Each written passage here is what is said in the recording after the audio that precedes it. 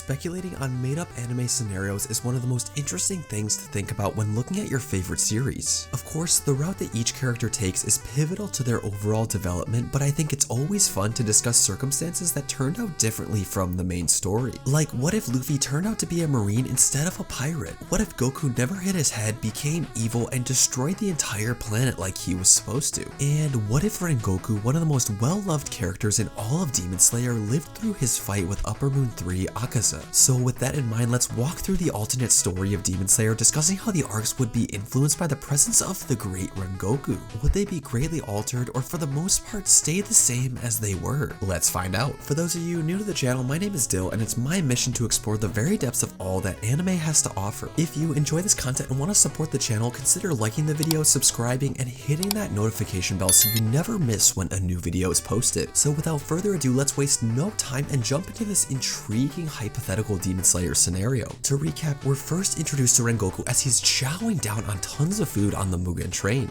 I know, it's kind of a meme how much he's enjoying his food, but hey, that makes him all the more likable, right? And I think to kickstart this hypothetical, I think it goes without saying that everything related to his character before the fight with Akaza would remain the same. He would still cut down the fictitious dream demons while looking like an absolute boss, be trapped inside his own dream and choke out that poor girl who was assigned to take him out, and assist Tanjiro, Nezuko, and gang with fending off 5 cars of Enmu's demon train. But in this alternate universe, the fight with Akaza would play out quite differently than it had in the past. Related to this, I see 2 different alternatives that I want to discuss throughout the duration of the video that I could see this fight potentially going down. The first situation is that Rengoku simply stalls until the sun comes up. Right off the bat, I know when I say this, it might trigger some people, but there's no chance that Rengoku's gonna win in a fair fight against Akaza. Being the Upper Moon 3 demon, Akaza has insane regeneration and a brutal offensive potential that could literally take you out in a couple shots. Apart from the upper echelon of the cast, I see very few characters being able to take him out. However, like 99.99% of the demons in the series, I'm looking at you, Nezuko, Rengoku is human and has the advantage of the sun on his side. Knowing Akaza is just a battle-hungry maniac, I don't see him just letting Rengoku sit by and tend to his wounds in the middle of the battle. And I think that the most feasible way I could think of Rengoku stalling could be unlocking his Demon Slayer mark mid-battle, turning the tides enough to where he's an equal match for Akaza, and ultimately with this newfound power stall him enough until the sun finally comes up and drives him away like it did in the original story. The criteria for unlocking the mark is that the user needs to survive extremely life-threatening conditions and have a heart rate over 200 beats per minute. And I don't know about you guys, but I think the shots that Rengoku took against Akaza, you know, apart from being a complete donut, were definitely life-threatening enough to justify awakening his Demon Slayer mark. So after surviving the battle and the day breaking, Rengoku would then return to Demon Slayer HQ where he'd have his wounds tended to. While this concept generally goes unnoticed in the Demon Slayer story, the Upper Moon demons are incredibly strong, and just surviving an encounter with them is a feat in and of itself. With this newfound power discovered, I think Rengoku would train that much harder to control it and become even stronger than he already was. With Rengoku recovering from his extensive wounds during the Mugen Train arc, I think that the Entertainment District arc and the Swordsmith Village arc would play out exactly like they did in the original story, with Tanjiro, Zenitsu, Inosuke, and Nezuko fighting against Upper Moon 6, 5, and 4 respectively, with each battle growing their power significantly. But then jumping to the Infinity Castle arc, I think this is where Rengoku has the opportunity to shine. And when looking at this scenario, I think it's pretty cool to look at how each of the fights would have gone down if Rengoku was involved in some sort of way, with one of the biggest fights being Shinobu, Kanao, and Inosuke versus Doma. In the original story, Doma was just way too powerful for Shinobu, and despite her best efforts, still lost to the upper rank 2 demon. Despite poisoning the crap out of him and this being her plan all along, I think it's pretty cool to see how this fight would have turned out if Rengoku was with her in the first place. In the manga, we never really saw Doma going all out, and the only time that we saw him use his maximum effort is when he was severely poisoned. So with the team of Rengoku, Shinobu, Inosuke, and Kanao, it would be awesome to see them using 100% of their power in a 4-on-1 fight versus Upper Moon 2. Being the offensive powerhouse of the group, I think Rengoku would take the lead in dealing the most damage to Doma, as in the original story, Kanao, Inosuke, and Shinobu's swords effect didn't really do much to Doma, despite Shinobu having poison. In addition, I think this matchup is really interesting since Rengoku's breathing technique is a direct counter to Doma's Blood Demon art. For those of you unfamiliar, Doma's Blood Demon art grants him extremely powerful powerful cryokinesis. And with Rengoku's flame breathing techniques being so hot they could scorch the ground beneath him, I think it's interesting to speculate to see how these two techniques would interact with one another. I believe doing this would allow the Demon Slayers access to their breathing techniques at their full capacity. I think with the addition of Rengoku on this team, this future could involve Shinobu not being absorbed at all. And with her poison used as a support tool to weaken Doma, kinda like she did in the original fight, I think they have a chance of all making it out alive. This is where I could see Rengoku making the biggest impact in the Infinity Castle arc apart from the final fight with Muzan. And I could see Rengoku losing his life in this battle just due to how insanely strong Muzan was, and how many of the strongest marked Hashiras died to his hand as well. But jumping back to the second scenario where I think Rengoku versus Akaza could have turned out differently is if Rengoku took Akaza's offer and became a demon. Now, I know what you're thinking, Dill, won't this make Rengoku just a bad guy who's now on the side of evil? Well, not exactly. I think with this scenario, the future of the story could play out in a multitude of different ways. In some cases, we see that demons completely lose their memories and thus their humanity, making them mindless killing machines, while in others we see them regain memories or still retain the memories from when they were human. With Rengoku being such a strong-willed and strong-minded individual like we saw in his dream world, I'm confident that he'll retain his memories from when he was a human, but I think this willpower can only last for so long. Like we see with Nezuko throughout the story, as the exception to this rule, demons need to feed on human flesh in order to sustain their power and their energy. And with Akaza being the sadistic person he is, and Rengoku being the earnest and disciplined man he is, I think he'll initially refuse Akaza's intentions with feeding him human flesh in the beginning. But as his hunger grows and grows and his willpower decreases, I think Rengoku will eventually give in to all this temptation and indulge on the flesh of humans, giving into his demonic urges. And being the man he is with complete pride in himself, I don't think he'll be able to accept this willingly, with the possibility of him stepping out into the sunlight, ending his existence, and ashamed for what he has done. Now, I know that both of these survival scenarios ultimately end up with him dying later, but in all honesty, I think this suits Rengoku's character perfectly. This isn't to say that he's fodder or should just be swept aside like a typical side character, but the themes surrounding his death play a huge part in the story of Demon Slayer. He influences Tanjiro's character development, telling him to set his heart ablaze and try his absolute hardest in everything that he does in life. But regardless if Rengoku survived to later arcs in the story or died in the Mugen Train like the original story, he's one of my absolute favorite characters in all of Demon Slayer and is undoubtedly one of the most likable characters in anime I've ever seen. If you guys have some additional scenarios on Rengoku, I'd love to hear what you think of his what ifs in the comments down below. Also, if you like this Demon Slayer content and want to check out more analysis of its wide cast of characters, I'd love if you checked out my playlist right here. As always, thank you to everyone for watching, and I hope to see you in the next one. Have an awesome day, everybody, and stay curious, anime fam. Peace.